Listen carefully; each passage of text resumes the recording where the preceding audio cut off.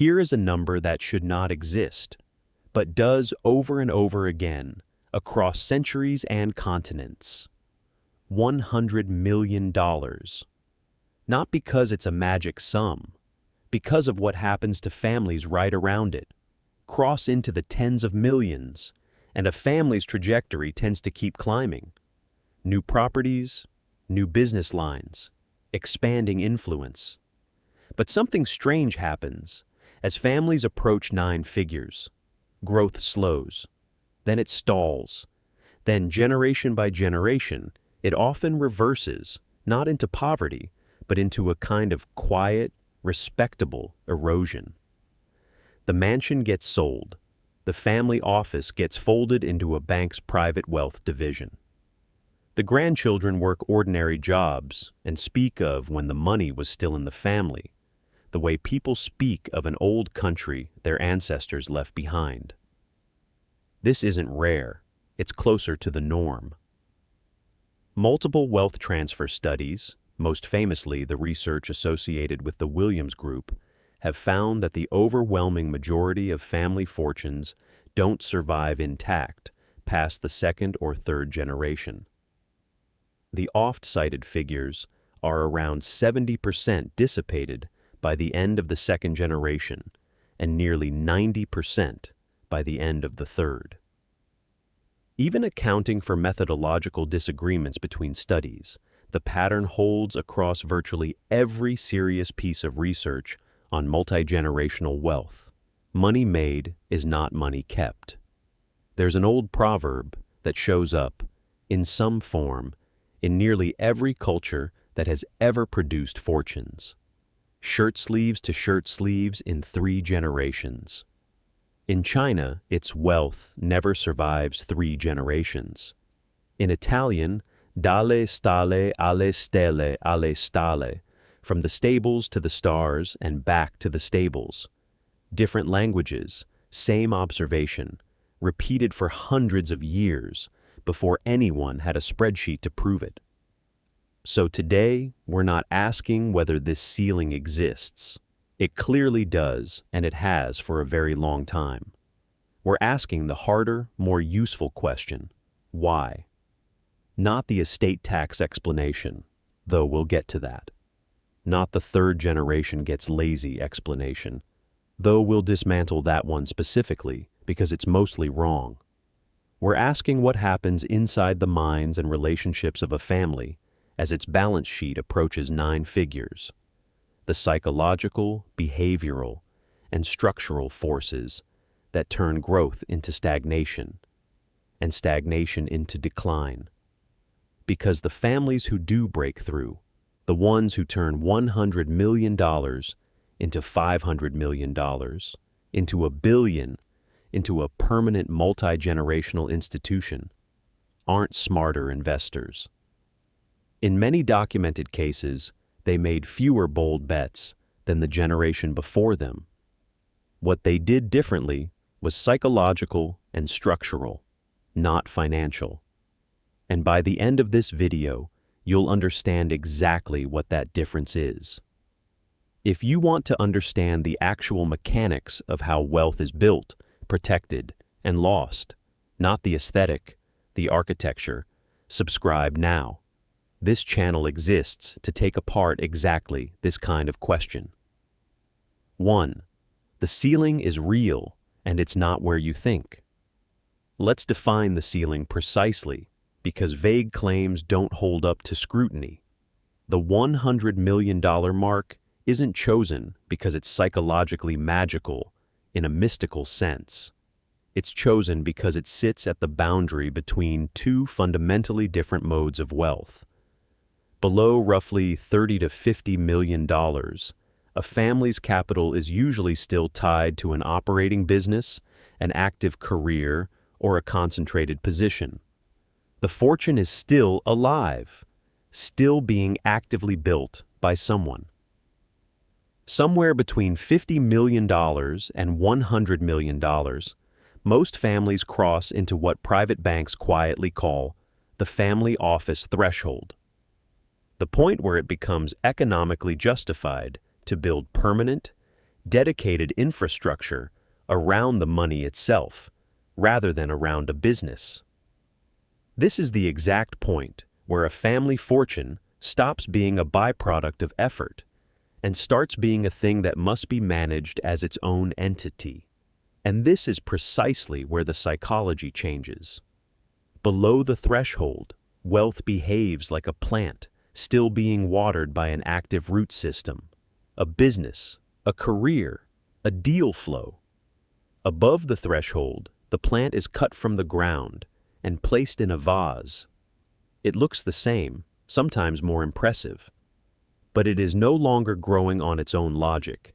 It now depends entirely on the skill of whoever is arranging the flowers. Researchers studying multi-generational wealth transfer have consistently found that the primary causes of decline are not investment losses, market crashes, or bad luck.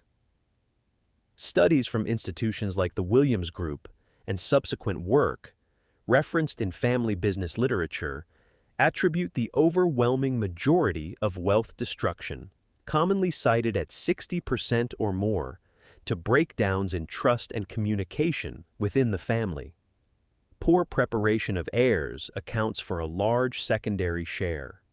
Failures of the technical machinery, bad tax planning, weak legal structuring, are consistently the smallest contributing factor, often cited around 3%.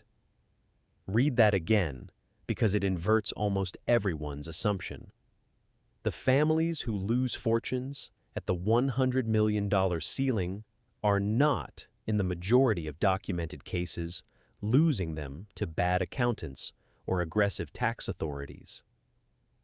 They are losing them to family psychology, to silence, resentment, poor preparation, and structural decisions made without addressing the emotional architecture underneath them. This reframes the entire question. If the ceiling were mainly a tax problem, the solution would be a better accountant. If it's mainly a psychology problem, and the data says it is, the solution has to be psychological and structural at the family level. That's what the rest of this video is built around. 2. The paradox of enough. Here is the first psychological mechanism behind the ceiling, and it is deeply counterintuitive. The closer a family gets to $100 million, the less urgency its members feel to make more. This sounds obvious, stated bluntly. Rich people stop trying as hard. But the actual mechanism is more precise and more interesting than simple complacency. It's a documented phenomenon in behavioral economics called the hedonic plateau of risk tolerance, closely related to what Daniel Kahneman and Amos Tversky formalized as loss aversion in prospect theory. Humans feel the pain of a loss roughly twice as intensely as the pleasure of an equivalent gain. For a founder building their first $10 million, every dollar is upside. There's little to lose that hasn't already been risked. But for a family sitting on $80 to $100 million, the psychological weight flips. A bold bet that could take the fortune to $300 million carries with it the mirror image risk of a catastrophic loss that could cut it in half. Prospect theory predicts, and multiple studies of high net worth investor behavior confirm, that once a certain threshold of security is reached, decision makers become dramatically more loss averse than gain seeking, even when the expected value of the bold bet is mathematically superior. This is sometimes called, informally, in family office circles, the enough problem. Founders build fortunes by taking risks that terrified their peers. Their children and grandchildren inherit not the risk tolerance, but the fortune the risk tolerance produced, and inherit alongside it an intense awareness of how much there is to lose. Behavioral researchers who study intergenerational wealth transfer have repeatedly observed that risk appetite tends to compress with each generation, precisely because the absolute dollar amounts at stake grow larger, even as the psychological need for more money diminishes. This produces what family wealth advisors sometimes call capital preservation paralysis. Money gets parked in increasingly conservative structures. Municipal bonds, blue-chip dividend portfolios, real estate held for stability rather than growth, because the marginal utility of an additional $50 million is subjectively tiny compared to the marginal pain of losing $50 million. Economists have long noted that the utility of money follows a curve of diminishing returns. Somewhere past $75 to $100 million in net worth, additional wealth produces almost no measurable increase in reported life satisfaction. According to well-known research on income, wealth, and subjective well-being, including work associated with economists like Daniel Kahneman and Angus Deaton on the relationship between money and happiness. If more money barely moves the needle on happiness, but losing money produces intense psychological pain, the rational behavioral response, even if it's economically suboptimal for compounding, is to stop taking the risks that built the fortune in the first place. This is not laziness. It is, in a strange way, rational risk management operating exactly as evolution designed it to, just misapplied to a compounding growth problem where standing still is, over 3 generations, indistinguishable from decline once inflation, lifestyle costs, and family office overhead are factored in. If this reframing of risk and enough is changing how you think about wealth, tap the like button. It's the single biggest signal that tells YouTube to show this kind of deep dive content to more people. 3. The family system as the bottleneck. If the enough psychology explains why growth slows, family systems dynamics explain why decline accelerates. This is where the sibling rivalry, in-law tension, and control, disputes that sound like tabloid material, are actually, in the research literature, among the most statistically significant predictors of fortune destruction. Family systems theory, a framework originally developed in the context of therapy and later adapted by family business researchers, treats the family, not the individual, as the basic unit of analysis. Applied to wealth, it produces an uncomfortable observation. The same emotional patterns that exist in any family, favoritism, unresolved sibling competition, spousal tension, generational communication gaps, get massively amplified once 9-figure sums are involved, because now every emotional dynamic has a dollar sign attached to it. Consider a completely ordinary family dynamic. 2 siblings who, as children, competed for parental approval. In a family without significant wealth, this competition fades into background resentment, maybe surfacing at holidays. In a family approaching the $100 million mark, that same rivalry now has a battlefield. Board seats, trustee appointments, who gets to run the family office? Why does my brother's branch have more voting shares? Wealth doesn't create the dysfunction. It weaponizes whatever dysfunction already existed and gives it something concrete and permanent to fight over. Family business researchers, including work popularized through Harvard Business School case studies and the Family Firm Institute, describe a recurring pattern. The founding generation builds the fortune under a single, unifying vision, often with one dominant decision-maker. The second generation inherits both the fortune and the sibling group simultaneously, meaning that for the first time, wealth decisions must be made by consensus, among people who did not choose to be business partners, but who happened to share parents. By the third generation, the decision-making body isn't a handful of siblings anymore. It's a dozen or more cousins, many of whom have never worked together, often don't know each other well, and in some cases have never even met. This is sometimes called the cousin consortium problem in family governance literature. As the family tree branches, the number of stakeholders grows geometrically, while shared identity, trust, and communication infrastructure typically do not grow to match it. A structure built to serve 4 people in Generation 1 is being asked, unmodified, to serve 25 people in Generation 3. And every one of those 25 people has a legal claim, an opinion, and often a spouse with their own opinion. The documented pattern of failure almost always follows the same script. Disagreement over a business decision, sell the company, or keep it, take a risk, or stay conservative, exposes a pre-existing emotional fault line, favoritism, an old resentment, a feeling of being sidelined, which then hardens into a permanent faction.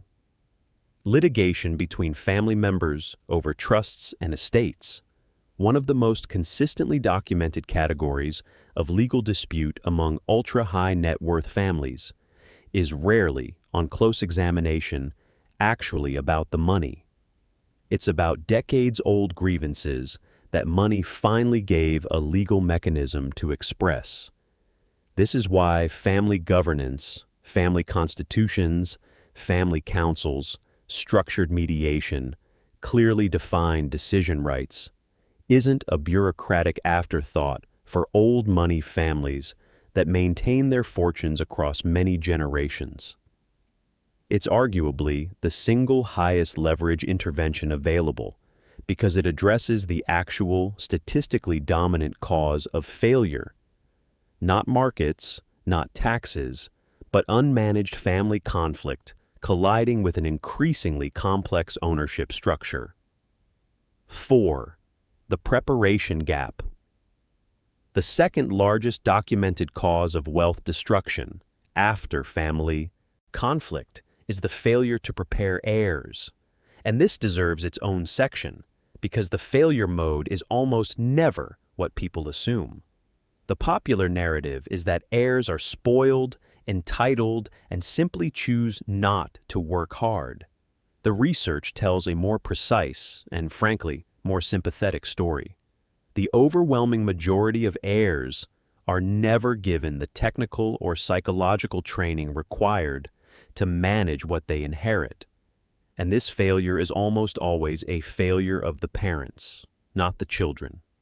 Consider the specific skill set required to steward a 9-figure fortune. Reading and negotiating with private bankers, understanding trust structures and fiduciary duty, evaluating alternative investments, managing a family office's staff, navigating family governance disputes, and, critically, developing an internal sense of identity that isn't purely derived from the money.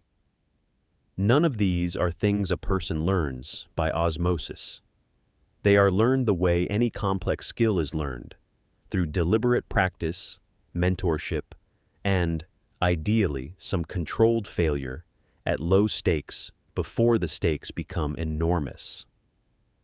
Historically, families who maintained wealth across many generations, the often cited example is the Rockefeller family, whose fortune, unlike most Gilded Age industrial fortunes, remains substantial and organized more than a century after John D. Rockefeller's death, built extensive deliberate systems for preparing heirs.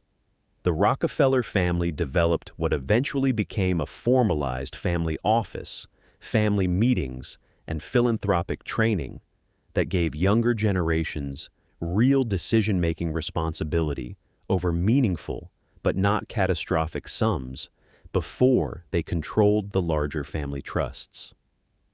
Family members historically served on boards of the family's philanthropic institutions, specifically as a training ground. Learning governance, budgeting, and fiduciary responsibility on philanthropic capital, where the downside of a mistake was reputational and educational rather than existential. Contrast this with the far more common pattern: a founder who is so consumed with building the fortune that they never build the training system alongside it. Their children grow up with access to money, but no exposure to the decision-making that created it, a phenomenon family wealth researchers sometimes describe as wealth without work, where a young person's relationship to money is entirely one of consumption, never of stewardship or creation. This isn't a moral failing on the child's part. It's the predictable outcome of the environment they were raised in. A person who has never been allowed to make a financial decision with real consequences at any scale cannot be expected to suddenly make excellent decisions the day they inherit control of a 9-figure trust. There's a specific psychological concept worth naming here: learned helplessness. A term originally from psychologist Martin Seligman's research, describes what happens when an organism, originally studied in animals, later extensively documented in humans, learns that its actions don't affect outcomes and stops trying to exert control even when control becomes possible. Heirs raised with total financial provision and zero decision-making responsibility often develop a financial version of this: a passive relationship with money, an assumption that someone else handles it, and, critically, a lack of confidence that makes them either avoid engagement with the fortune entirely, handing full control to advisors who don't always act in the family's long-term interest, or, in the opposite failure mode, overcompensate with reckless decisions to prove their competence, having never had the chance to develop it gradually. Families who cross the $100 million ceiling and keep climbing almost universally show the opposite pattern.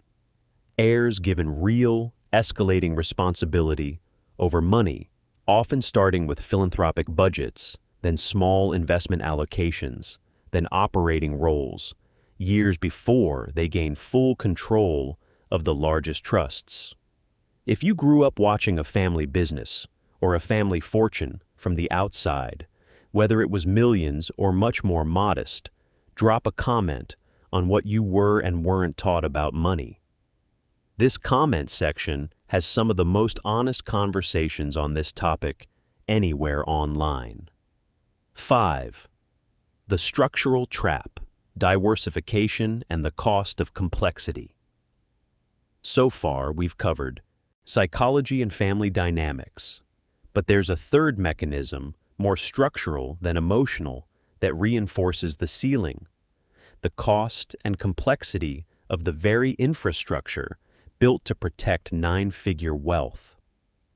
Once a family crosses roughly $30 to $50 million and begins building a family office, the dedicated team of accountants, lawyers, investment staff, and administrators required to manage a large, complex fortune, a new category of cost, enters the picture that didn't exist before: the cost of complexity itself.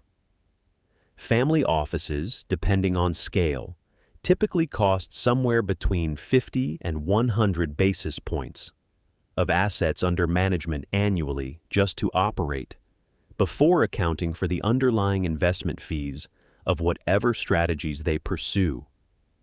For a $100 million family, that can mean $500,000 to $1 million a year simply to maintain the machinery, independent of performance. This creates a subtle but powerful psychological pull toward what investor Peter Lynch famously termed diversification, the tendency, especially prevalent among large pools of capital advised by committees of professionals, to spread capital across an ever-increasing number of asset classes, managers, and strategies, ostensibly for risk management, but often really as an institutional reflex. More advisors recommending more products, each one justified individually, that in aggregate produce a portfolio so diversified it can no longer meaningfully outperform a simple index, while paying substantially more in fees to do so. Research comparing the investment performance of large family offices and endowment-style portfolios against simpler benchmarks has repeatedly found that a meaningful share of large, professionally managed pools of capital underperform simple low-cost index strategies once all layered fees, the family office's own overhead, the outside manager's fees, the fund of funds layers are accounted for. This is one of the more uncomfortable, well-documented findings in the institutional investing literature, and it applies with particular force to family wealth. The very apparatus built to protect and grow a fortune, if not managed with unusual discipline, can become a structural drag that quietly erodes the compounding that built the fortune in the first place. Add to this the tax and regulatory friction that intensifies specifically around the nine-figure mark. Increased scrutiny, more complex multi-jurisdictional structures for international families, higher costs for the specialized legal work required for large trusts and estate planning, and you get a second, non-psychological version of the ceiling.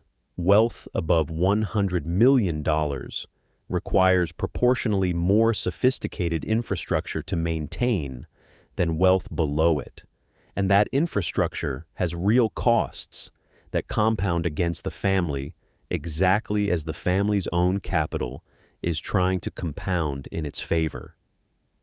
This is why families who successfully cross the ceiling tend to be unusually disciplined about a specific thing: keeping the cost structure of their wealth management infrastructure simple and accountable, resisting the institutional pressure to add complexity for its own sake, and, notably, maintaining a concentrated position in whatever the family's core competency is: a business, a sector of expertise, a specific asset class they understand deeply, rather than diffusing into dozens of asset classes they understand only superficially. 6. The families who broke through, what they did differently.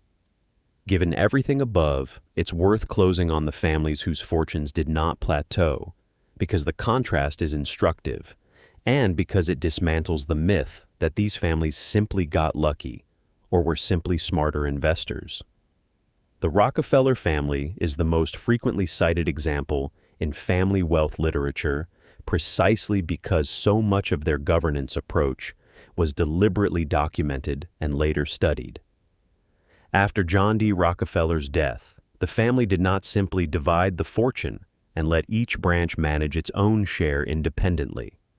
They built shared infrastructure, a family office structure, a tradition of regular family meetings, and a heavy emphasis on shared philanthropic institutions that served the dual purpose of preserving family identity and cohesion and training successive generations in governance and fiduciary responsibility. The family explicitly treated wealth transfer as a multi-generational project, requiring active institutional design, not a one-time legal event handled by a will.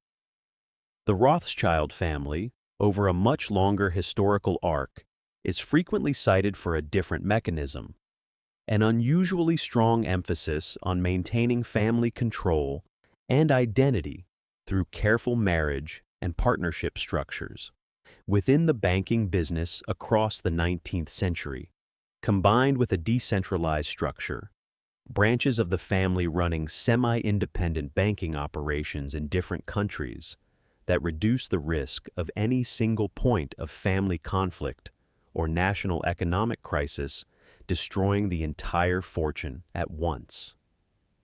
Diversification in their case was applied at the level of geographic and family branch risk, not at the level of diluting investment focus. Modern examples reported in financial journalism, families like the Pritzkers, who built the Hyatt hotel fortune, are frequently cited for the way they eventually restructured a highly centralized family business into a more formalized set of independent trusts and governance structures, specifically to reduce the kind of concentrated sibling conflict that had, by their own account, through public reporting and legal disputes in the early 2000s, nearly fractured the family fortune.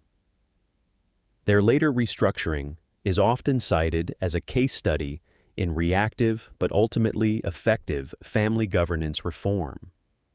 The through line across every documented family that broke through the ceiling is not investment genius.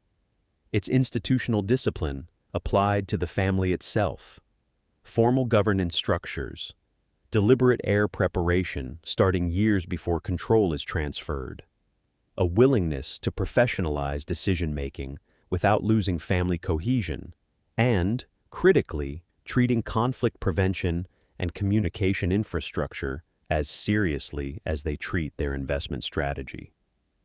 If you want the deep, mechanism-level breakdown of exactly how the Rockefeller family built that governance system, the specific legal and philanthropic structures involved, I've done a full video on it.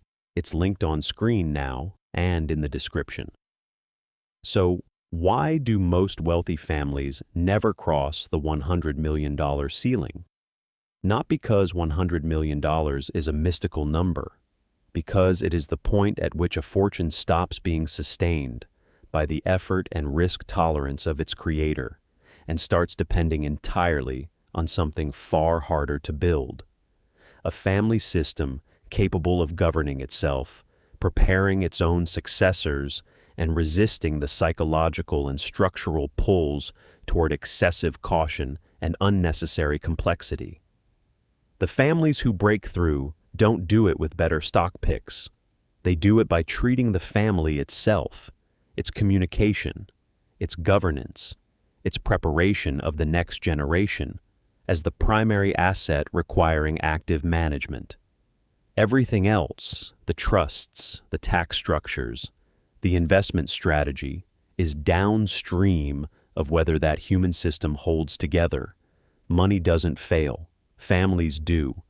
And the ones who understand that distinction early enough are the ones whose names are still on the door 3 generations later.